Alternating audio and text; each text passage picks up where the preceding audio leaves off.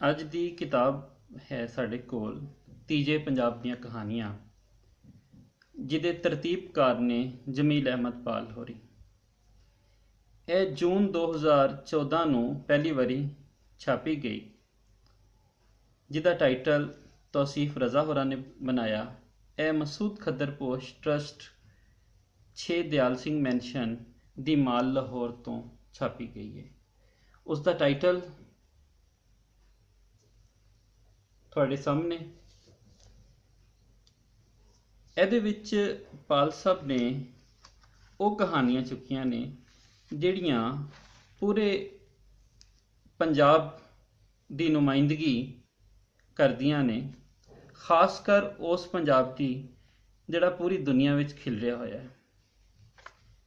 ਇਹਦੇ ਵਿੱਚ ਉਹਨਾਂ ਨੇ ਜਿਹੜਾ ਇੰਤਸਾਬ ਹੈ ਸਾਰੀ ਦੁਨੀਆ ਵਿੱਚ ਖਿਲਰੇ ਹੋਏ ਤੀਜੇ ਪੰਜਾਬ ਦੇ ਨਾਂ ਕੀਤਾ ਹੈ। ਤੀਜੇ ਪੰਜਾਬ ਦੀ ਕਹਾਣੀ ਦੇ ਬਾਰੇ ਮੁੱਢਲੀ ਗੱਲ ਬੜੀ ਭਰਵੀਂ ਤੇ ਭਰਵੇਂ ਅੰਦਾਜ਼ ਨਾਲ ਜਮੀਲ ਅਹਿਮਦ ਪਾਲ ਹੋਰਾਂ ਨੇ ਲਿਖੀ ਹੈ। ਇਸ ਤੋਂ ਬਾਅਦ ਆਗਾ ਅਲੀ ਮੁਦੱਸਰ ਦੀ ਕਹਾਣੀ ਦੌਲੇ ਸ਼ਾਹ ਦਾ ਚੂਹਾ, ਅਖਤਰ ਸ਼ੁਮਾਰ ਦੀ ਖੀਵਾ ਮੋਚੀ, ਇਫਤਖਾਰ ਨਸੀਮ ਸ਼ਿਕਾਗੋ ਰਹਿਣ ਵਾਲਿਆਂ ਦੀ ਦੂਜੀ ਮੌਤ, ਅਮਜਦ ਮਿਰਜ਼ਾ ਮੋਰ ਦਾ ਨਾਚ, ਅੰਮ੍ਰਿਤ ਮਾਨ ਚੋਰ ਕੁੜੀ, ਅਮੀਨ ਮਲਕ ਦੀ ਕਹਾਣੀ ਮੈਂ ਹੰਝੂ ਕਿਹੜੀ ਅੱਖ ਦਾ, ਬਲਦੇਵ ਸਿੰਘ ਗਰੇਵਾਲ ਦੀ ਖੱਟੀ ਕਮਾਈ, ਪ੍ਰੀਤਮ ਸਿੱਧੂ ਦੀ ਵਲੈਤ ਦੀ ਕਮਾਈ ਰੂਹ ਦਾ ਝੋਰਾ, ਜਗਦੇਵ ਚਟਾਨਾ ਦੀ ਸ਼ਿਕਾਰ, ਰਬਿੰਦਰ ਸਿੰਘ ਅਟਵਾਲ ਦੀ ਪੰਜਾਬ, ਰਾਜਾ ਮੁਹੰਮਦ ਅਹਿਮਦ ਦੀ ਇਹ ਕਿਉਂ ਹੈ ਤੇਰੇ ਨਾਲ, ਰਵਿੰਦਰ ਰਵੀ ਦੀ ਖੁੱਲੀ ਕਿਤਾਬ, ਸਾਦਾ ਸਿੰਘ ਵੜੈਚ ਦੀ ਮੁਲਤਾਨੀ ਖਜੂਰਾਂ, ਸੁਲਤਾਨ ਖਾਰਵੀ ਦੀ ਕੱਛੂ ਕਹਾਣੀ, ਸ਼ਿਵ ਚਰਨ ਗਿੱਲ ਦੀ ਗੋਰਖ ਧੰਦਾ, ਆਸ਼ਿਕ ਰਾਹੀਲ ਦੀ ਰੋਸ਼ਨ ਖਿਆਲੀ, ਡਾਕਟਰ ਇਮਰਾਨ ਮੁਸ਼ਤਾਕ ਦੀ ਹੱਕ, ਫਾਰੂਕ ਨਦੀਮ ਦੀ ਫੁੱਲ ਮਦੋਲਨ ਅੰਗਿਆਰੇ, ਕੇਸੀ ਮੋਹਨ ਦੀ ਵਾਪਸੀ, ਗੁਰਪਾਲ ਸਿੰਘ ਦੀ ਕਹਾਣੀ ਸੋਨੇ ਦਾ ਦੰਦ, ਗੁਰਦਿਆਲ ਸਿੰਘ ਸੰਘਾ ਦੀ ਕੱਚਾ ਮਕਾਨ, ਮੀਰ ਤਨਹਾਈ ਯੂਸਫੀ ਦੀ ਸੂਹੇ ਦੀ ਕਹਾਣੀ, ਵੀਨਾ ਵਰਮਾ ਦੀ ਰੂਮਮੇਟ ਤੇ ਹਰੀਪਾਲ ਦੀ ਵੱਤਰ ਜ਼ਮੀਨ। ਇਹ 5 ਕਹਾਣੀਆਂ ਨੇ। ਇਸ 5 ਕਹਾਣੀਆਂ ਦੇ ਵਿੱਚ ਇਹ ਉਹ ਪੰਜਾਬੀ ਲਿਖਾਰੀ ਸ਼ਾਮਿਲ ਨੇ ਜਿਹੜੇ ਕਿਸੇ ਰੋਜ਼ਗਾਰ ਜਾਂ ਉਂਝ ਹੀ ਆਪਣੀ ਪਰਿਵਾਰ ਸਮੇਤ ਉੱਧਰ ਸ਼ਿਫਟ ਹੋ ਗਏ, ਦੂਸਰੇ ਮੁਲਕਾਂ ਦੇ ਵਿੱਚ, ਵੱਖ-ਵੱਖ ਮੁਲਕਾਂ 'ਚ ਜਿਹੜੇ ਸ਼ਿਫਟ ਹੋ ਗਏ, ਉਹਨਾਂ ਦੀਆਂ ਕਹਾਣੀਆਂ ਨੇ। ਇਹਨਾਂ ਵਿੱਚ ਉਹ ਕਹਾਣੀਆਂ ਦੀਆਂ ਰੰਗ ਨਜ਼ਰ ਆਉਂਦਾ ਹੈ ਜਿਹੜਾ ਵਿਦੇਸ਼ 'ਚ ਬੈਠੇ ਲੋਕੀ ਹੰਢਾ ਰਹੇ ਨੇ, ਜਿਵੇਂ ਉੱਥੇ ਵੇਖਦੇ ਨੇ ਉਹਨਾਂ ਦੀ ਸਕਾਫਤ, ਉਹਨਾਂ ਦਾ ਰਹਿਣ ਸਹਿਣ, ਉਹਨਾਂ ਦਾ ਕਲਚਰ, ਉਹ ਸਾਨੂੰ ਨਜ਼ਰ ਆਉਂਦਾ ਹੈ। ਪੰਜਾਬੀ ਕਹਾਣੀ ਦੇ ਵਿੱਚ ਇਹੋ ਜਿਹੀ ਚੋਣ ਦੀ ਬੇਤਹਾਸ਼ਾ ਲੋੜ ਸੀ ਜਿਹੜੀ ਜਮੀਲ ਅਹਿਮਦ ਪਾਲ ਹੋਰਾਂ ਨੇ ਪੂਰੀ ਕੀਤੀ। ਕਹਾਣੀਆਂ ਉਹ ਲਿਖਦੇ ਨੇ, ਕਹਾਣੀਆਂ ਦੀ ਇਹ ਚੋਣ ਅਸਲੋਂ ਮੇਰੇ ਉਸ ਪ੍ਰੋਜੈਕਟ ਦਾ ਇੱਕ ਹਿੱਸਾ ਹੈ ਜਿਹਦੇ ਤਹਿਤ ਮੈਂ ਪੂਰੀ ਦੁਨੀਆ ਦੀ ਕਹਾਣੀ ਵਿੱਚੋਂ ਇੰਤਖਾਬ ਕੀਤਾ ਹੈ। ਪਹਿਲੀ ਕਿਤਾਬ ਗਲੋਬ ਕਹਾਣੀ ਸੀ ਜਿਹਦੇ ਵਿੱਚ ਪੂਰੀ ਦੁਨੀਆ ਦੀਆਂ 36 ਜ਼ੁਬਾਨਾਂ ਦੀਆਂ ਕਹਾਣੀਆਂ, 76 ਕਹਾਣੀਆਂ ਦਾ ਇੰਤਖਾਬ ਸ਼ਾਮਲ ਸੀ।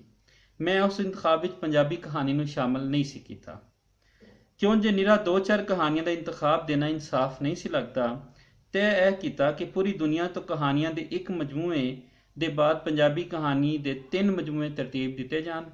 ਇੱਕ ਵਿੱਚ ਪਹਿਲੇ, ਇੱਕ ਵਿੱਚ ਦੂਜੇ ਪੰਜਾਬ ਦੀ ਕਹਾਣੀ ਹੋਵੇ, ਜਦ ਕਿ ਤੀਜੇ ਵਿੱਚ ਤੀਜੇ ਪੰਜਾਬ ਦੀ ਕਹਾਣੀ ਦੀ ਚੋਣ ਦਿੱਤੀ ਜਾਵੇ। ਰੱਬ ਸੱਚੇ ਦਾ ਸ਼ੁਕਰ ਹੈ ਕਿ ਪੱਛਮੀ ਪੰਜਾਬ ਦੀਆਂ 66 ਕਹਾਣੀਆਂ ਦਾ ਪਰਾਗਾ ਛਾਇਆ ਹੋ ਚੁੱਕਾ ਹੈ।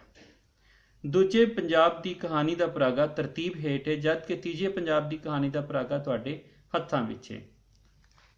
ਇਹਨਾਂ ਕਹਾਣੀਆਂ ਵਿੱਚ ਵੰਨ ਸੁਵੰਨਤਾ ਹੈ।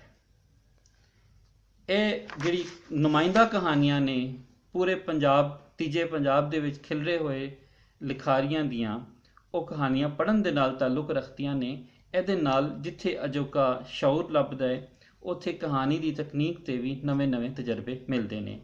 ਚੇਤੇ ਰਵੇ ਕਿ ਬਹੁਤ ਸਾਰੇ ਕਹਾਣੀਕਾਰ ਅਜੇ ਵੀ ਪਰਦੇਸ ਹੰਢਾ ਰਹੇ ਨੇ ਤੇ ਉਹ ਉੱਥੇ ਹੀ ਬਹਿ ਕੇ ਲਿਖ ਰਹੇ ਨੇ, ਪਰ ਕੁਝ ਕਹਾਣੀਕਾਰ ਇੱਥੇ ਆ ਗਏ ਨੇ, ਉਹਨਾਂ ਨੇ ਆ ਕੇ ਪਾਕਿਸਤਾਨ ਵਸੋਂ ਅਖਤਿਆਰ ਕਰ ਲਈ, ਜਿਨ੍ਹਾਂ 'ਚ ਮੀਰ ਤਨਹਾ ਯੂਸਫੀ, ਸੁਲਤਾਨ ਖਾਰਵੀ, ਆਸ਼ਿਕ ਰਹੀਲ ਹੋਰੀ, ਅਖਤਰ ਸ਼ੁਮਾਰ ਹੋਰੀ।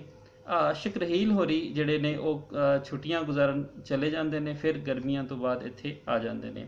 ਇਸ ਲਈ ਇਹ ਕਹਾਣੀਆਂ ਤੁਹਾਡੇ ਜ਼ੌਕ ਦੇ ਮੁਤਾਬਿਕ ਤੁਹਾਨੂੰ ਪੜ੍ਹਨ ਵਾਲਿਆਂ ਨੂੰ ਨਵੀਆਂ ਸੋਚਾਂ, ਨਵਾਂ ਸ਼ੌਰ ਅਤੇ ਨਵੀਂ ਜਿਹੜੀ ਉਹ ਤਕਨੀਕੀ ਜਿਹੜੀ ਹੈ ਉਹ ਹੈਸੀਅਤ ਵੀ ਦਿਖਾਉਣਗੀਆਂ, ਜਿਹੜੀਆਂ ਇਸ ਕਹਾਣੀ ਵਿੱਚ ਵਰਤੀਆਂ ਗਈਆਂ।